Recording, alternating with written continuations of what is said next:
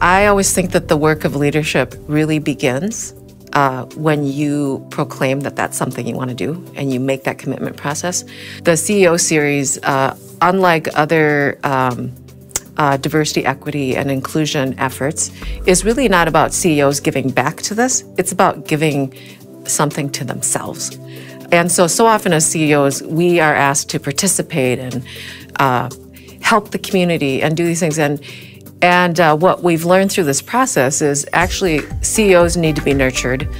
They need to be in a group of cross-sector colleagues who may not necessarily understand their businesses or what they're doing, but who understand what leadership requires. I joined hands with Brad Hewitt, recently retired CEO of Thrivent, and we were both compelled to look at this from the perspective of being employers in the region.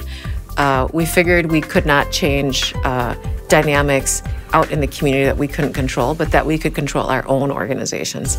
And the reality is that most CEOs, at least for me, my own experience is that we don't often have that safe and I think sometimes sacred space to explore how we could be different, to explore ourselves and to see how that could be activated with authentic leadership.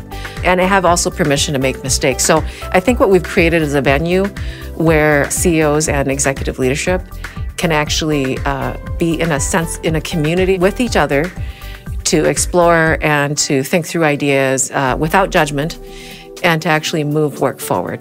We co-designed the CEO series in the DEI Collaborative with an inaugural group of CEOs. People were so grateful to have a safe space and a venue for talking about how do we increase diversity, how do we get more people of color into our organizations, how do we try to get more relevant.